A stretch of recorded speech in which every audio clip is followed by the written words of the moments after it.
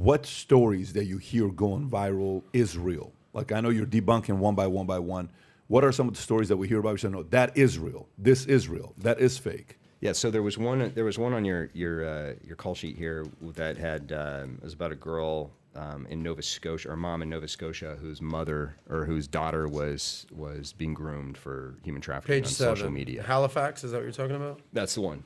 Yeah, CBC News. I mean, but you also like see that on TikTok like every day. I mean, Every it's single day. gross on TikTok. There's these mothers taking videos of their like 14-year-old daughters doing like these dances and stuff like that. Dance moms. It's insane. So I mean, that's the real. So think about it this way. National Center for Missing and Exploited Children, very, very reputable source, incredible organization. They found that in a 5-year period, they had an 846% increase in suspected child trafficking cases. Why? And that's just children. That doesn't mean 20-year-old college girls or anything like that, just children. It's the smartphone, right? Yeah. It's a broadband connected microcomputer that allows you to order a child to your hotel room the same way you can order a pizza and for about the same price. So, and why? That's always the question we've got to ask is, why did that happen? Well, the reason why is because for the first time in history, a non-familial 40-year-old man who's 2,000 miles away from a 12-year-old girl who just said she's mad at her dad, which is every 12-year-old girl at some point, right? At the very moment of vulnerability, that man can start grooming that girl over a period, and increasingly boys, over a period of days to months to sometimes years, in order to bring her in. And then once he's got her in, and it's a numbers game for him. It's a business. You're saying they're messaging the kid? Messaging hey, the kid. I saw that you just posted something. You're mad. I'm here for you, buddy. Whatever. Your dad's trying to keep you from growing up, right? He just wants you to be his little girl. You're so pretty. Hey, give me a photo. Hey, give me a better photo. Hey, give me a better photo. Yeah, this is the part of the story where Chris Hansen normally walks in. Yeah, exactly. That photo that you just sent me. Yeah, I'm gonna actually post that on your grade school Facebook page if you don't send me more photos, right? And that's called sextortion.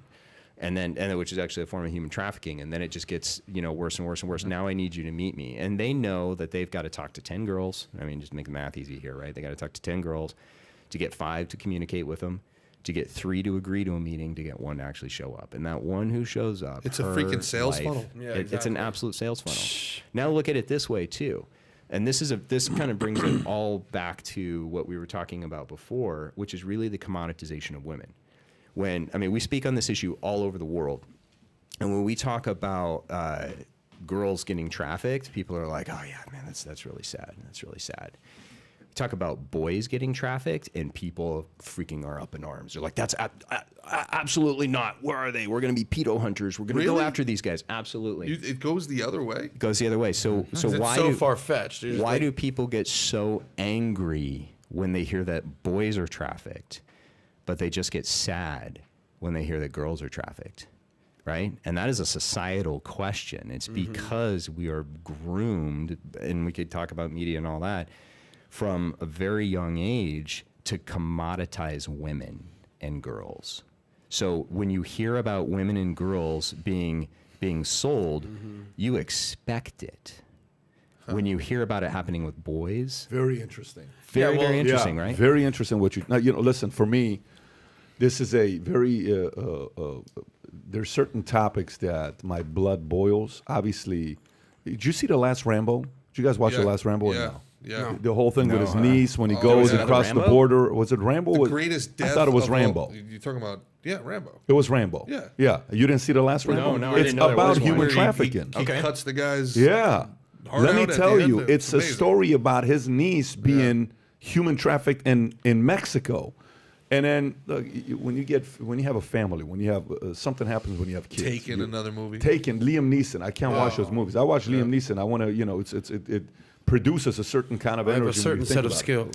Huh? A certain set of skills. And my skills, if I find you, I will find you. And I find you. That whole thing. I will kill you. Yeah, I will kill you. But and then Man on Fire becomes a follow documentary at that Your point. movie. I had these guys watch it one night when we're putting the Lego together. Yeah, but it upsets you, is what you're saying. It's very. You've got kids. Here's what's weird though. Here's what's weird. So we can sit there and talk about vaccine. You'll have the conversation. We can sit there and talk about war, Afghanistan, conversation. We can sit and talk about a lot of different topics, and people will listen to it. This is one of those topics that's very uncomfortable to listen to. So because it's uncomfortable to listen to, I wonder how much of media covers this, because people don't want to hear this, don't want to listen to this, don't want to think. That, but it needs to be talked about because it's happening. Because once you're in it, you don't know you're in the web. Like, if we're going to post your picture on the school, what's your response to that? Do you say, let me go talk to my mommy and daddy? Mommy, this guy just said he's going to do this. What do I do? Do I talk to my friends? Do I work? You're in a web. What makes it uncomfortable, Pat? What makes it uncomfortable, is what Nick said earlier. It's you have to come to terms with they're not the bad guy. I'm the guy going to the strip club. I'm the guy going to the bachelor party. I am enabling this, and that's a very hard thing. It's like you look into the darkness, and the darkness looks back, right? So it's like, but the thing is, Nick, man, we're not conditioned to view women as a commodity. Like, the woman is the commodity on earth. It brings life. It is the number one thing in the world. The female body keeps our species going. It is the most precious thing on earth. I mean, there have been wars fought over women. The movie Troy. Almost all of them. There's women, like everything that a man has ever done on earth. The reason that we sit in that traffic, the reason that we work is to keep that woman happy. I live in a cardboard box. If I don't give a shit, I want to live in a nice place. Exactly. Everything that we do is you said something the other episode. You're like, I want to know what that chick looked like. Yeah. Who are you talking about? That was the Trojan War or whatever. Valuetainment questions. They asked who I'd want to have dinner with. That's why. Helen of Troy. I need to know what she looked like. Exactly. Two continents. Can I ask you a question though? Because you brought up the commoditization of women and the outrage of boys, and the shock factor and the sadness with women. Let me pose something for you. We hear a male teacher molests his 15-year-old student. That's disgusting. It's fucking ridiculous. Out there.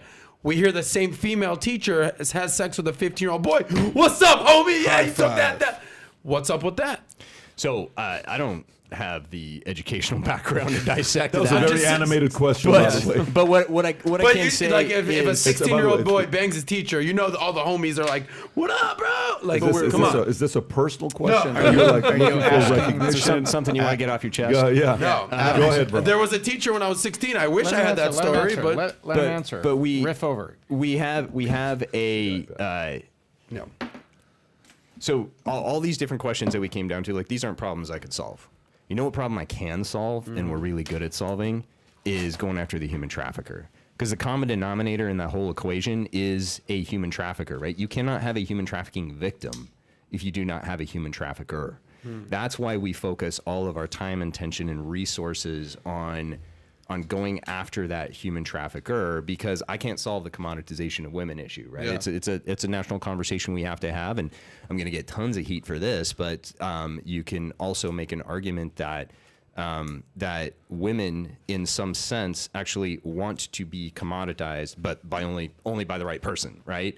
So like I can't solve that problem. Speaking of a great comedy bit right there, Nick. I can't solve that problem. But what I can solve is going after that human trafficker to make sure that when that vulnerable girl says that she is mad at her dad, there's nobody there to exploit that moment. Right. So again, you look at the businesses that you build. It's all about the problems you can solve and not focusing on those and not getting distracted by the ones that you can't. I can't solve that stuff. And even if adrenochrome is real, let's say that, people really are drinking the blood of children in their basement. One, we're going to see it in the data eventually, and we don't see it. Two, you're going to see at least some prosecutions, because is there corruption in law enforcement and in the judicial system? Absolutely. Are they all corrupt? No, they're not. And I think this whole Epstein case just proves that. So we're going to see it in the data eventually. We're going to see it in the prosecutions. What we are going to, what we need to focus on primarily is what is actually happening at scale within the business of human trafficking, and that's that human trafficker exploiting a girl on social media, transferring her to another platform, and then getting her in that stable. And the reason that I say we can reduce human trafficking by 80% globally. And why I think we can actually do that is because that 80% increase happened because of technology. So by taking that technology focus and actually using that weapon actually makes it easier to catch the a bad enemy, guy. way easier. Yeah. And the Achilles heel of that what is actually happening in human trafficking is that they have to advertise, right? Prices bottomed out. Yeah. They got to do business at scale, right? Which means they have to advertise at scale for low margin. Not anymore. I mean, now thanks to de Blasio, they can just walk around the streets of New York again, man, and do door to door. But one thing, real quick, Tom. I mean, you keep saying the human trafficker. Am I to understand that these are one-offs? I had always thought that this was entire rings and that this was a syndicate, that this was gangs and. No, it's a lot like terrorism these days, right? Terrorism is within Al Qaeda and ISIS and these different groups, it's a top-down hierarchy, but for the most part, it's just a loose affiliation of like minds, right? And you have the same thing within the human trafficking market. I mean, these human traffickers will coordinate. If you go to the Instagram handle at Kara the Huntress, who's one of our senior targeting analysts, she has a whole YouTube series called Hunting with the Huntress, and she actually breaks down what these human traffickers are doing. They share best practices. They have conferences where they get together and talk about how they're going to do different things and what's the best practice for moving money. And we've infiltrated their groups, and they talk to us like they think they're talking to other traffickers. I mean, it's actually a lot of fun for us. That's crazy. That's it's a business. It's a business. They do it for money. It's not ideology. So if you enjoyed this little short segment from the podcast that we did, here's another short segment to watch. Or if you want to see the entire podcast, click over here. Take care, everybody. Bye-bye.